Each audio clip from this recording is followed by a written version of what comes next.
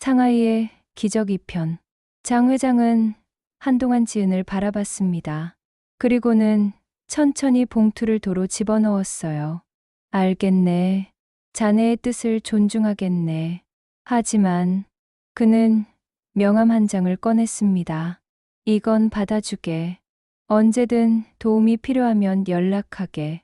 이건 보상이 아니라 한 어른이 훌륭한 젊은이에게 주는 약속이라고 생각해 주게. 지은은 잠시 망설이다가 명함을 받았습니다. 거절하기엔 너무 진심 어린 눈빛이었거든요. 감사합니다. 그럼 저는 이만. 잠깐. 한 가지만 더 물어봐도 되겠나? 네. 말씀하세요. 왜 한국이 아닌 중국에서 공부하고 있나? 지은은 잠시 생각하다가 솔직하게 대답했습니다. 글로벌 무역 전문가가 되고 싶어요. 중국은 세계 경제의 중심이니까요. 여기서 배우고 경험하면 더 넓은 세상을 볼 수 있을 것 같았어요. 훌륭한 목표네. 그리고 그 꿈을 이루기 위해 어떤 계획을 가지고 있나? 졸업 후에는 글로벌 기업에서 일하면서 한중 무역의 가교 역할을 하고 싶어요. 두 나라가 더 가까워질 수 있도록요. 장 회장의 눈이 반짝였습니다. 자네는 정말 특별한 학생이군. 실력도 실력이지만 그보다 더 중요한 걸 가지고 있어. 그게 뭔가요? 진심이야. 사람을 대하는 진심. 꿈을 향한 진심. 그게 가장 귀한 거지. 1년 후. 2025년 3월. 상하이에서의 유학 생활이 끝났습니다. 지은은 우수한 성적으로 복단대학교를 졸업했어요. 논문은 교수들로부터 극찬을 받았고 인턴십에서도 최고 평가를 받았죠. 하지만 지은은 장 회장의 제안을 받아들이지 않았습니다. 한국으로 돌아가기로 결심했어요. 왜죠? 지은 씨, 여기서 일하면 훨씬 좋은 조건인데요. 친한 중국인 친구 메이링이 물었습니다. 나도 고민 많이 했어. 하지만 한국에서 먼저 경력을 쌓고 싶어. 한국 기업의 시스템을 배우고 나중에 한중 무역의 다리가 되고 싶거든. 그래도 텐센트는 정말 큰 기회인데. 알아. 하지만 내 방식대로 해보고 싶어. 그리고 장 회장님께는 정말 감사하지만 특혜를 받아서 입사하는 건 원치 않아. 지은은 진심이었습니다. 자신의 실력으로 당당하게 승부하고 싶었어요. 인천공항에 도착한 날. 지은의 마음은 복잡했습니다. 4년 만에 귀국이었죠. 부모님이 공항에 마중 나와 계셨어요. 우리 딸, 고생 많았다. 어머니가 지은을 꼭 안았습니다. 아버지도 딸의 머리를 쓰다듬으며 웃었어요. 자랑스럽다. 지은아, 우수 졸업했다며? 네, 아빠. 그런데 이제 취업 준비해야 해요. 2개월 후, 지은은 수십 군데 회사에 이력서를 넣었습니다. 서류는 대부분 통과했지만 면접에서 번번이 떨어졌어요. 중국, 유학 경험은 좋은데 실무 경험이 부족하네요. 나이가 좀 신입으로 뽑기엔 애매하고 중국어는 유창한데 영어는 어때요? 요즘은 영어가 더 중요한데. 계속되는 탈락에 지은은 지쳐갔습니다. 4년간 열심히 공부했는데 왜 이렇게 인정받지 못하는 걸까요? 어느 날 저녁, 지은은 인터넷으로 채용 공고를 보고 있었습니다. 그때 한 공고가 눈에 들어왔어요. 한중그룹 신입사원 공개 채용. 글로벌 무역 전문가를 찾습니다. 중국어 능통자 우대. 한중그룹. 한국에서 중국 무역으로 성장한 중견기업이었어요. 최근 급성장하고 있다는 소식을 들었죠. 여기다. 지은은 즉시 지원서를 작성했습니다. 샵샵 2주 후. 면접 당일. 한중그룹 본사는 강남에 위치한 20층 건물이었습니다. 깔끔하고 현대적인 외관이 인상적이었어요. 지은은 흰 블라우스에 검은 치마, 그리고 단정한 재킷을 입었습니다. 손에는 면접 자료가 든 파일을 꼭 쥐고 있었죠. 대기실에는 이미 여러 지원자들이 앉아 있었습니다. 모두 긴장한 표정이었어요. 박지은 씨, 3번 면접실로 들어가세요.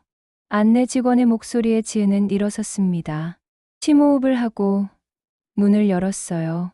넓은 면접실, 긴 테이블 뒤에 3명의 면접관이 앉아 있었습니다. 왼쪽에는 40대 여성, 인사팀장으로 보였어요. 중앙에는 50대 남성, 아마 임원인 듯했죠. 그리고 오른쪽에 지은의 발걸음이 멈췄습니다. 믿을 수 없었어요. 오른쪽에 앉아 있는 사람은 바로 장태준 회장이었습니다. 상하이에서 만났던 바로 그 할아버지. 지은은 당황했지만 침착하게 인사했습니다. 안녕하십니까? 박지은입니다. 장 회장도 지은을 알아봤습니다. 하지만 아무 내색도 하지 않았어요. 그저 다른 면접관들과 똑같이 서류를 보고 있었죠. 인사팀장이 먼저 질문했습니다. 자기소개 부탁드립니다.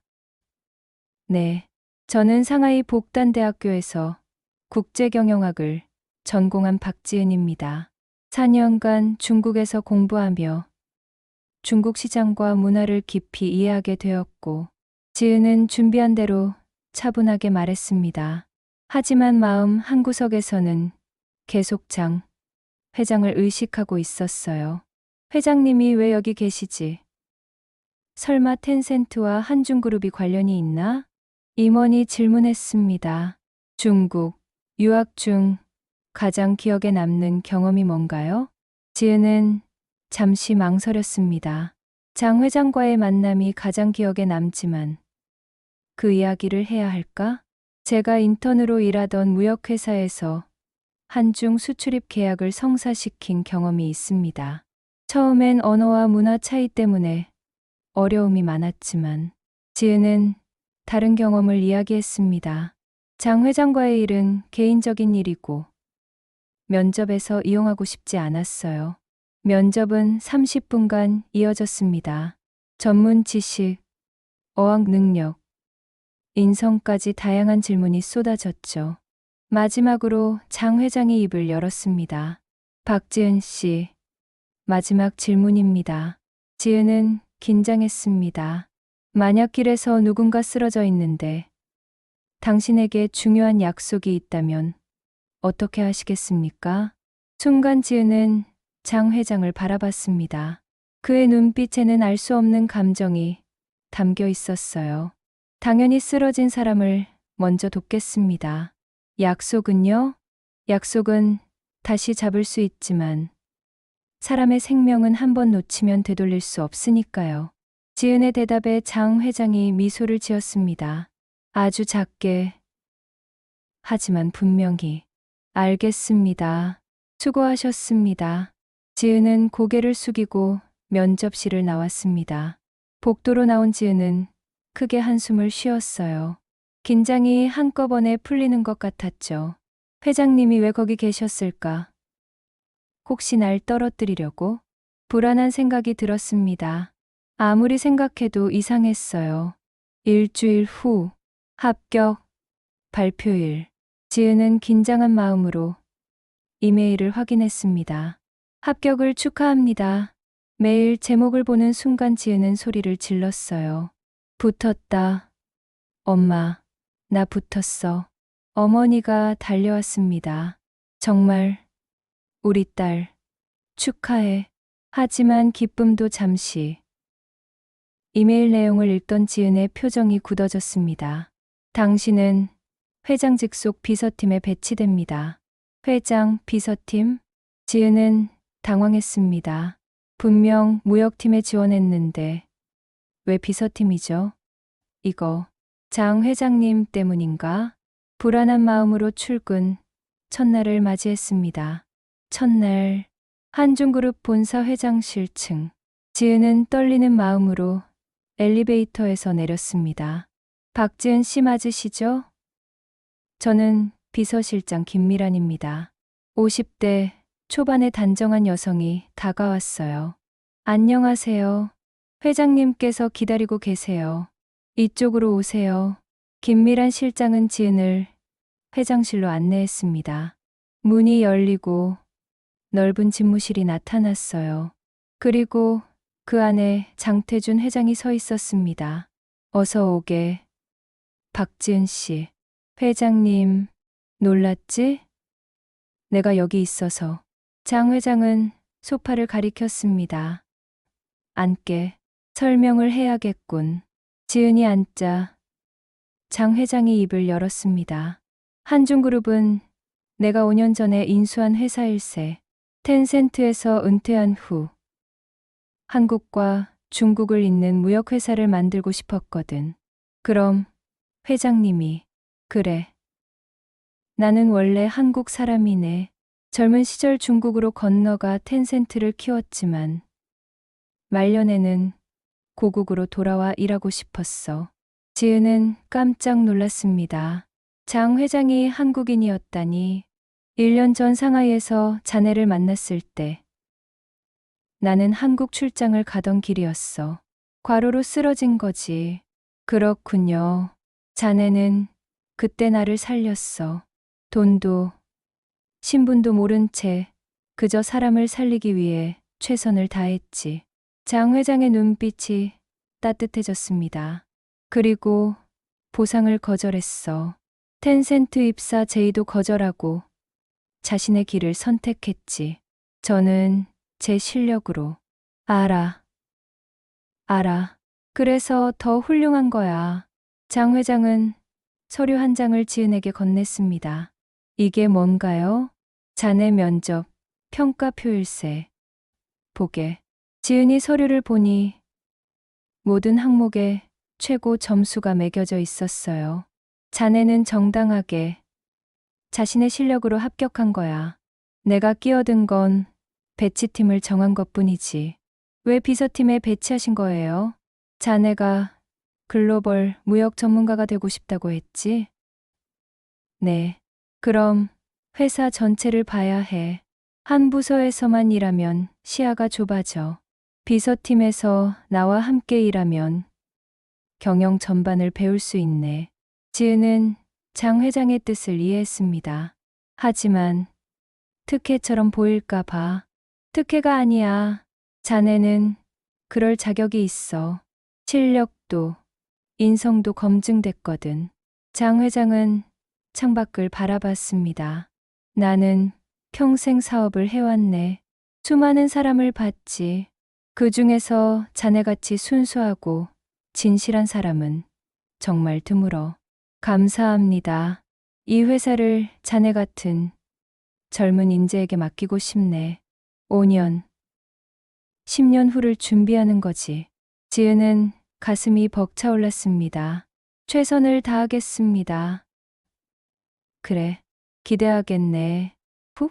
지은은 장 회장의 비서로서 눈부신 활약을 보였습니다. 한중 무역 계약을 성사시키고 신규 사업 아이템을 제안하고 회사 혁신을 이끌었어요. 직원들도 처음에는 의아했지만 지은의 실력을 보고는 인정할 수밖에 없었습니다. 박 과장님, 정말 대단해요. 어떻게 저렇게 일을 잘하지? 회장님이 직접 뽑으신 이유가 있었구나. 어느 날 장 회장이 지은을 불렀습니다. 자네에게 줄 게 있네. 뭔가요? 중국 지사장 자리일세. 상하이에 우리 지사를 새로 만들 건데 자네가 맡아주게. 지은은 놀라서 말을 잇지 못했습니다. 하지만 저는 아직 자네라면 할 수 있네. 자네는 상하이를 알고 중국을 이해하고 무엇보다 사람을 아는 인재야. 감사합니다, 회장님.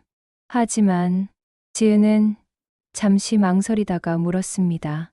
왜 저를 이렇게 도와주시는 거예요? 그때 제가 한 일은 정말 당연한 거였어요. 장 회장은 부드럽게 웃었습니다. 자네는 내 생명을 살렸어. 하지만 더 중요한 건 자네가 내게 희망을 줬다는 거야. 희망이요? 그래. 아직도 세상에는 자네같이 선한 사람이 있다는 희망 말이야. 돈보다 생명을, 이익보다 사람을 먼저 생각하는 그런 사람. 장 회장의 눈가가 촉촉해졌습니다. 나는 평생 성공만 쫓아왔네. 그러다 쓰러졌을 때 아무도 내게 관심이 없더군. 그런데 자네는 달랐어. 회장님, 자네는 내게 사람의 소중함을 일깨워줬네. 그게 내가 자네를 돕는 이유야. 보답이 아니라 감사의 표현이지. 지은은 눈물이 날 것 같았습니다. 저야말로 감사합니다. 회장님, 덕분에 꿈을 이루고 있어요. 아니야. 자네 실력으로 이룬 거야. 나는 단지 기회를 준 것뿐이지. 두 사람은 서로를 바라보며 미소를 지었습니다. 1년 전 상하이 거리에서의 우연한 만남. 그 짧은 순간의 선택이 두 사람의 인생을 바꿔놓았습니다. 지은은 깨달았어요. 진심으로 남을 도우면 그 선행은 반드시 돌아온다는 것을. 꼭 보상의 형태가 아니더라도 인생의 소중한 인연과 기회로 찾아온다는 것을.